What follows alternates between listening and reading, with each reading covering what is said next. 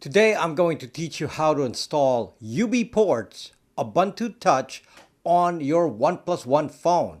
As of this date, October 23, 2019, this is the procedure that's guaranteed to work. If you follow the instructions on the UBPorts website, you will be frustrated. I also ordered a Nexus 5 and I'm hoping the procedures will be similar to this, and I'll note any differences in the comments. So come on in and let's get started.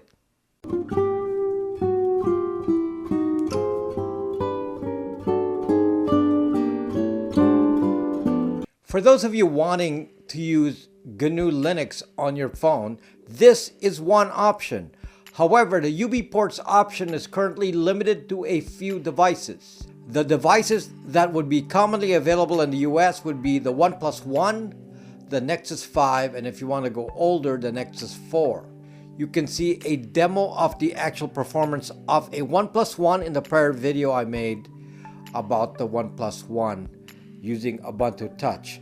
My goal in creating this resource is to provide a privacy solution.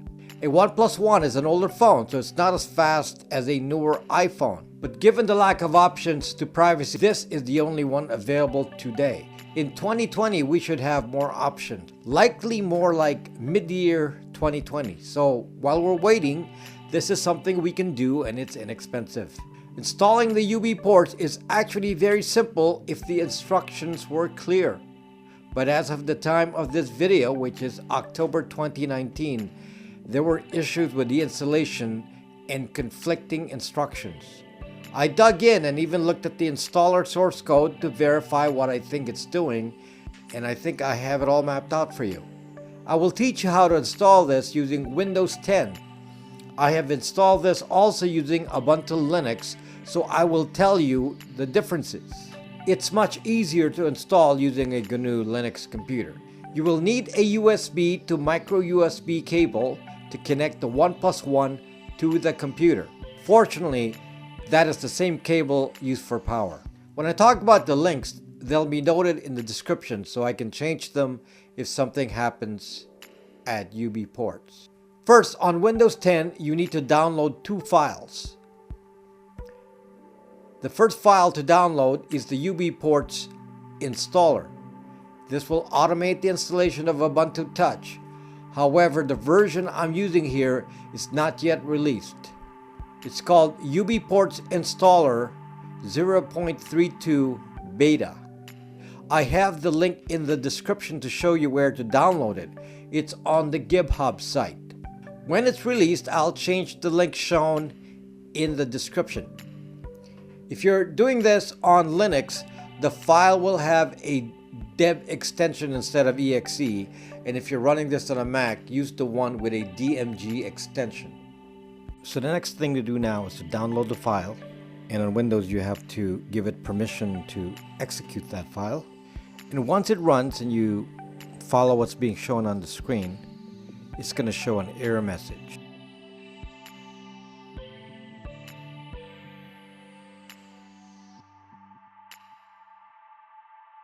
You can ignore the error message. This first step was required to bring the error up. That's okay. Now we're going to close this window and start again.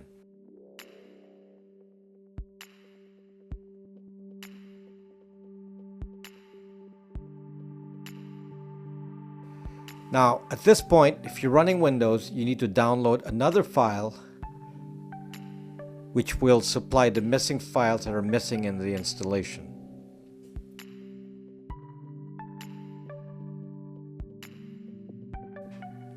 And there's the file, which is linked in the description. It's from my site. And download the file into your downloads folder, as shown there.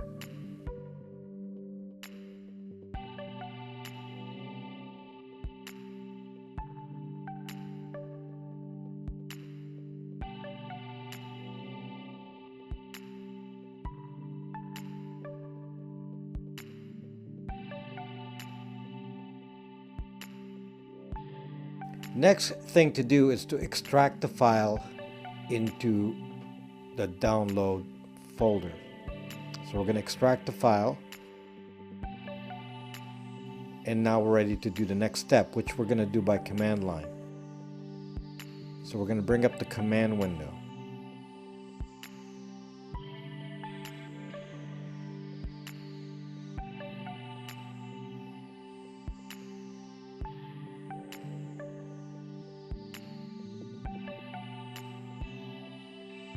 Then we have to go to the folder containing the downloaded files,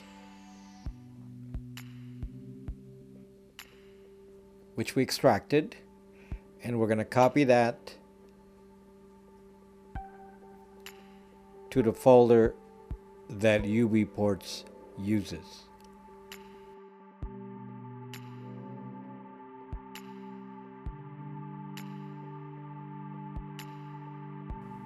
That's it. Now we're going to restart the installation.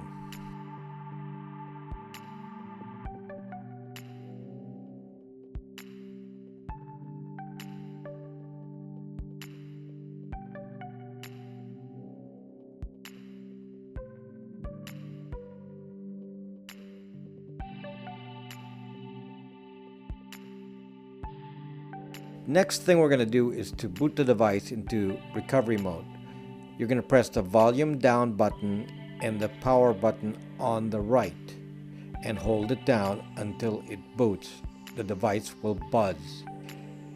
After the boot, the menu displayed will not be the same because mine already has UBPorts installed, so it'll be whatever it is originally. The original Oneplus Ones had Cyanogen mod.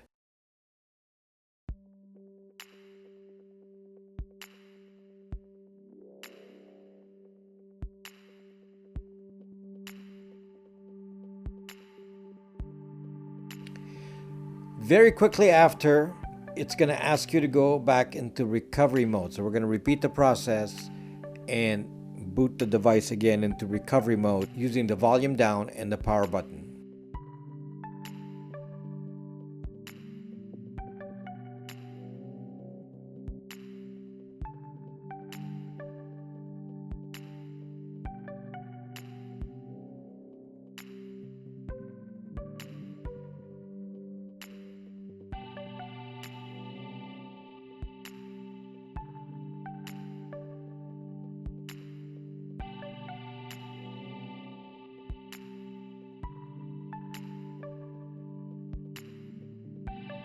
Then it will send the data and it will complete the process, and you really don't have to do anything to the phone from here on.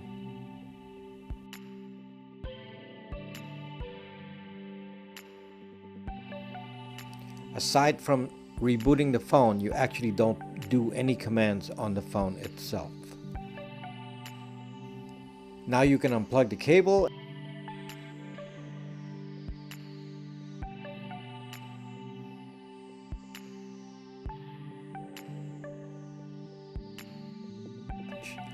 Then it will boot up to Ubuntu Touch, and you're done.